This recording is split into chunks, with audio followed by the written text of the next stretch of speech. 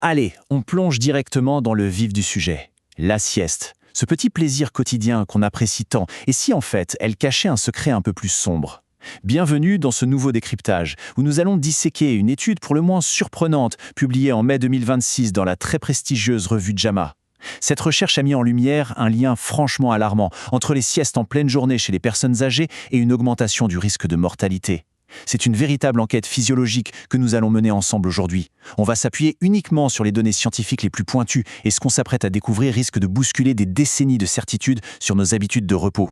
Au programme de cette investigation médicale, nous commencerons par examiner le risque des siestes prolongées. Ensuite, on fera une distinction absolument cruciale entre le matin et l'après-midi. On passera à un énorme retournement de situation. Corrélation n'est pas causalité. On élargira ensuite la focale avec le consensus scientifique mondial, avant de conclure sur un guide pratique pour un sommeil optimal et un vieillissement en pleine santé. Première partie donc, le risque des siestes prolongées et cette découverte vraiment alarmante du JAMA. Pour bien comprendre la portée de cette alerte, il faut réaliser que les chercheurs n'ont pas du tout fait les choses à moitié. Ils ont suivi près de 1300 adultes de 56 ans et plus sur une période allant jusqu'à 19 ans.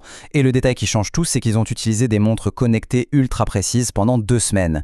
Fini les questionnaires où l'on se fie juste à la mémoire des participants, là on parle de précision clinique absolue.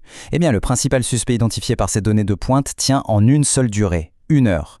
1 heure ou plus, les chiffres montrent noir sur blanc que les personnes faisant une sieste quotidienne d'au moins 60 minutes présentaient un risque de mortalité significativement plus élevé au fil des années. C'est fou, non? La durée, c'est vraiment la première clé de l'énigme. Mais attention, ce n'est pas la seule. Ce qui nous amène à la deuxième partie, matin contre après-midi, parce que le moment de la journée où l'on ferme les yeux compte énormément. En effet, les scientifiques ont découpé la journée en tranches horaires, de 9h à 19h, juste pour voir si le chronométrage jouait un rôle. Et le contraste est tout simplement frappant. D'un côté, une sieste prise le matin, disons entre 9h et midi, révèle un risque sévèrement accru. De l'autre, la classique sieste de l'après-midi, entre midi et 19h, ne présente qu'un risque modérément accru. On pourrait se demander pourquoi s'endormir à 10h du matin serait soudainement beaucoup plus dangereux que de s'assoupir après le déjeuner.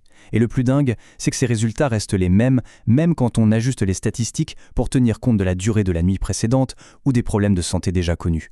Le moment précis de la sieste est un facteur de risque totalement indépendant. Et là, on passe à la troisième partie et c'est un retournement de situation fondamental. Corrélation n'est pas causalité. Face à un constat pareil, est-ce qu'on doit s'interdire de dormir en journée? Absolument pas. Prenons une image toute simple. Imaginons un voyant rouge qui s'allume soudainement sur le tableau de bord d'une voiture. Ce n'est évidemment pas la petite ampoule rouge qui est en train de détruire le moteur, on est bien d'accord. Cette lumière est juste là pour signaler qu'il y a un grave problème sous le capot. Eh bien, la sieste fonctionne exactement de la même manière dans ce contexte. C'est un marqueur vital et non une cause. Le danger ne vient pas du fait de fermer les yeux. Ces longues siestes du matin sont en fait un signal biométrique. Le signe d'une fatigue tellement profonde que l'organisme lutte contre des pathologies sous-jacentes. Des pathologies qui, la plupart du temps, n'ont même pas encore été diagnostiquées. Le problème, ce n'est pas le repos, c'est le mal invisible qui nous force au repos.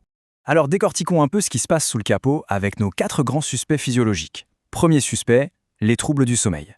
Une apnée du sommeil qui passe inaperçue ou une insomnie chronique vient complètement hacher la nuit. Conséquence, le corps est forcé de compenser par une énorme sieste le matin. Deuxième suspect, le déclin cognitif. Une envie irrépressible de dormir la journée peut parfois refléter de tout premiers changements neurodégénératifs dans le cerveau. Troisièmement, la maladie cardiovasculaire. Quelque chose comme une insuffisance cardiaque draine l'énergie et épuise littéralement l'organisme. Et enfin, le syndrome métabolique. Un diabète ou une obésité génère une inflammation systémique de fond et donc un besoin accru de récupération. Dans tous ces cas de figure, la sieste à rallonge n'est que le symptôme de ces menaces silencieuses. Ce qui nous fait aborder la quatrième partie, le consensus scientifique mondial, avec des preuves qui sont devenues littéralement accablantes. Parce que oui, cette enquête ne se limite absolument pas à l'étude du JAMA. Quand on regarde les données issues de cohortes massives réparties aux 4 coins du globe, c'est vertigineux. Prenons Harvard, par exemple. Leurs chercheurs ont analysé plus de 26 000 personnes et ont trouvé une augmentation de 26% du risque de maladies cardiovasculaires liées aux siestes dépassant 30 minutes. À l'université de Cambridge, un suivi colossal sur 12 ans a mis en évidence une hausse de 34% du risque de mortalité pour des siestes de plus de 45 minutes. Et le plus troublant vient peut-être de l'Institut national sur le vieillissement américain, le NIH, qui a révélé qu'une sieste quotidienne dépassant 60 minutes est associée à une hausse fulgurante de 40% du risque de démence. C'est clair, ce besoin excessif de sommeil est intimement lié au déclin cognitif et à l'inflammation. Et on retrouve cette même conclusion absolument partout, validée par des technologies de pointe. L'Université de Tokyo a publié dans l'incontournable revue Lancet une méta-analyse monumentale portant sur plus de 3,2 millions de personnes. Le résultat, une augmentation de 42% de la mortalité toutes causes confondues pour les siestes de plus d'une heure. En parallèle, l'Université de Pennsylvanie est venue valider toute la méthodologie en épluchant carrément 2 millions de nuits enregistrées via des dispositifs portables. Ils ont prouvé que ces simples montres connectées qu'on porte au poignet sont aujourd'hui d'une précision redoutable pour surveiller la santé des populations à grande échelle, rivalisant même avec les tests en laboratoire. Allez, passons à la 5e et dernière partie. On transforme tout ça en solution avec le guide pratique du bon sommeil et les recommandations du CDC. Maintenant qu'on a bien cerné les risques, comment fait-on pour s'offrir un repos 100% sécurisé ? Le CDC, dans ses recommandations mises à jour en 2024, détaille 4 étapes concrètes. La base absolue, l'étape 1, c'est de maintenir une nuit solide de 7 à 9 heures. Ensuite, si la fatigue s'installe en journée, la règle d'or pour la sieste est de ne jamais dépasser 20 à 30 minutes.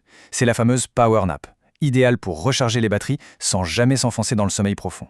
Troisièmement, le timing. Le créneau parfait, c'est en tout début d'après-midi entre 13h et 15h.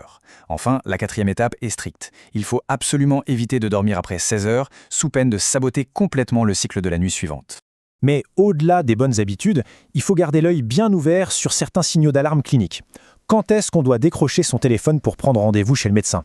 Eh bien, si on observe que les siestes du matin dépassent souvent les 45 minutes, s'il y a cette habitude très tenace de s'assoupir plus d'une heure en pleine journée, si l'on constate une augmentation brutale de ce besoin de dormir, ou si une somnolence diurne anormale s'installe, et ce malgré des nuits tout à fait correctes. Si un ou plusieurs de ces voyants s'allument, c'est le moment de consulter pour réaliser un dépistage métabolique, cognitif ou cardiovasculaire. Surveiller ces habitudes, c'est de la pure médecine préventive. Et nous voici arrivés à la fin de cette analyse avec une question qui résume parfaitement ce véritable changement de paradigme. Que cherche à dire le corps lors d'une longue sieste matinale ? On l'a vu, il est grand temps d'arrêter de voir le sommeil uniquement comme une routine banale. C'est un langage hyper sophistiqué, un canal de communication par lequel notre organisme nous parle. Alors la prochaine fois qu'une envie irrésistible de dormir survient en plein milieu de la matinée, la vraie question à se poser sera celle-ci. Est-ce une simple petite baisse de régime, ou est-ce que le corps est en train de hurler silencieusement qu'un danger invisible approche ? Voilà de quoi méditer, en restant bien éveillé.